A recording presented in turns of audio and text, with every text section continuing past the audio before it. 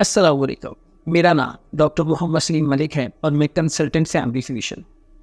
आज हम जिस टॉपिक पे बात करेंगे वो है कद को लंबा करने के मुताबिक। बहुत सारे लोगों ने ये सवाल पूछा है कि बच्चों का कद कितनी उम्र तक बढ़ सकता है और कद बढ़ाने के लिए कौन कौन सी टिप्स पर अमल करना ज़रूरी है।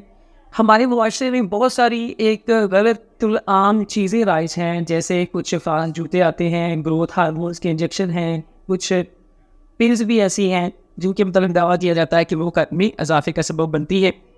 तो आज हम इन सारी चीज़ों पर बात करेंगे और आपको बताएंगे कि असल में कद कितनी उम्र में बढ़ता है, कद बढ़ने के लिए कौन कौन सी डाइट फ़ायदेमंद रहती है और जो ये गलत फहमियाँ हमारे मुआशरे में शुरू है उनकी हकीकत क्या है। आगे बढ़ने से पहले इस चैनल को सब्सक्राइब करके बेल आइकन को ज़रूर पुश कर लीजिए ताकि आप जाने हर किस्म की बीमारियों का इलाज और रख सकें अपना और अपने प्यारों की सेहत का बहुत सारा ख्याल।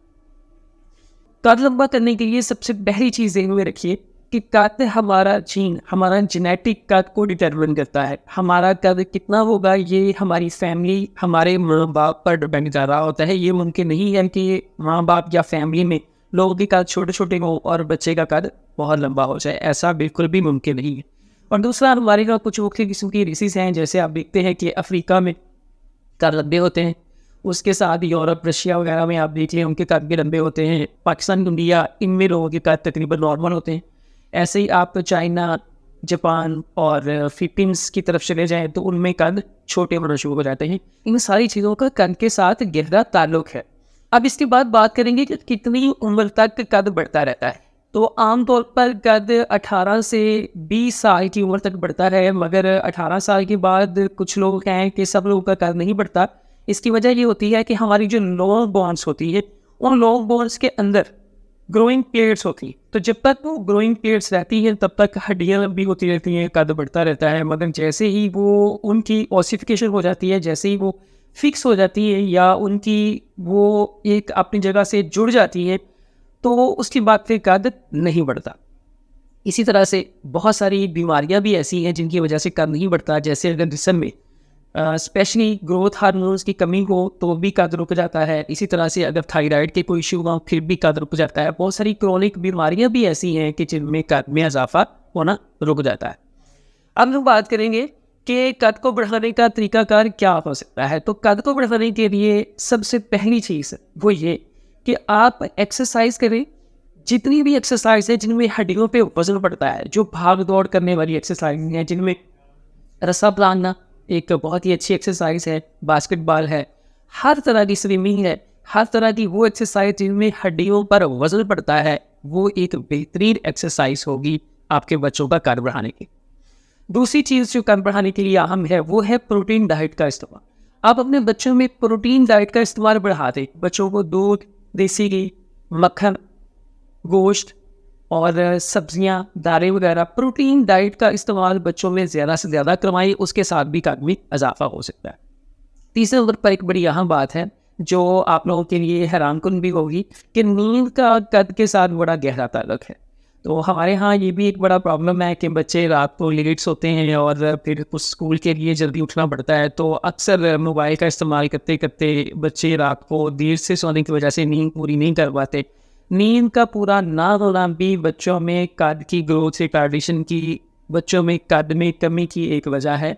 लिहाजा अगर आप चाहते हैं कि आपके बच्चों का कद कुदरती तौर पर जितना बढ़ना है उतना बढ़ जाए, तो बच्चों की नींद का ख्याल रखिए। कहाँ बसता हूँ 8-9 घंटे की नींद बच्चों के लिए बड़ी ज़रूरी है। लिहाजा बच्चों पर वादिशा के फ़ौरन बाद सोने की कोशिश करें और सुबह जो उनकी अपनी एक रूटीन वर्क है तब तक 8-9 घंटे की नींद उनकी पूरी हो जाए। अब हम बात करेंगे कि हमारे मुआशरे में जो एक मिथ्स मशहूर हैं, जो कुछ गलत फहमियाँ हैं, जैसे बहुत सारे लोगों का ख्याल है कि ग्रोथ हार्मोन के इंजेक्शन लगाने से भी ग्रोथ बढ़ना शुरू हो जाती है। तो एक ख़ास उम्र तक, जैसे मैं अर्ज़ कर सकता हूँ 18 से 20 साल की उम्र तक ही कद बढ़ता है। उसके बाद अगर आप ग्रोथ हार्मोन के इंजेक्शन देंगे तो कोई खातर फ़ायदा नहीं होता। कुछ लोगों में ये भी मशहूर है कि ख़ास तरह की गोलियाँ, बड़े लोग दावा करते हैं गोलियाँ आती हैं ख़ास, तो ऐसी किसी तरह की कोई गोलियाँ नहीं हैं जो कि कद में इजाफे का सबब बने। ऐसे ही कुछ लोग क्लेम करते हैं कि जूते हैं स्पेशल किस्म के, उनके इस्तेमाल से कद बढ़ता है, तो इसकी भी कोई हकीकत नहीं है। एक और भी गलतफहमी हमारे यहाँ मशहूर है कि शायद लटकने से कद बढ़ता है। देखिए, मैं ये नहीं कह रहा कि लटकना नहीं चाहिए, लटकना एक बहुत ही गुड एक्सरसाइज है। आप लटकते हैं तो आपके सारे मसल्स में स्ट्रेचिंग आती है और मसल्स यकीनी तौर पे उसमें बढ़ते हैं। लेकिन लटकने के साथ हड्डियाँ लंबी नहीं होती, लटकने के साथ कद में इजाफा नहीं होता, लेकिन लटकने की एक्सरसाइज एक अच्छी एक्सरसाइज है। जैसे दूसरी स्ट्रेचिंग एक्सरसाइज है, तो वो कद को लंबा करने के लिए स्ट्रेचिंग एक्सरसाइज का करना भी ज़रूरी है। लिहाजा हम अपनी बात को कंक्लूड करते हैं कि आप अपने बच्चों में ऐसी एक्सरसाइज करवाएं जिनमें भाग दौड़ करने वाली एक्सरसाइज हो, जिनमें हड्डियों पे वजन पड़े। दूसरे नंबर पे प्रोटीन डाइट का ख्याल रखें और तीसरे नंबर पे आप अपने बच्चों को नींद पूरी करने का भरपूर टाइम दें। और अल्लाह ना करे अगर किसी बच्चे के जिस्म में कोई क्रॉनिक डिजीज़ है, कोई बीमारी है या ग्रोथ रिटार्डेशन का शिकार है, तो उसके मुख्तलिफ टेस्ट करवा के उनके कद में बढ़ने की अगर कोई रुकावट सामने आती है तो उसका ट्रीटमेंट किया जा सकता है। फिर सारी चीज़ों के साथ साथ बच्चों को उनकी प्यास के मुताबिक पानी पीने में, उन पर कोई दिमागी बोझ ना डालें, बच्चों की नींद का ख्याल रखें। कोशिश करें कि आप और आपके बच्चे 5 टाइम नमाज अदा करें, कुरान हकीम की तिलावत और तर्जमे को और कुरान फहमी को अपना मामूल बना लें, इंसानियत की खिदमत में लग जाएं, अल्लाह ताला से ढेरों दुआएं करें, तो देखेंगे कि जल्द ही आप एक खुश खुरम ज़िंदगी गुजारना शुरू कर देंगे।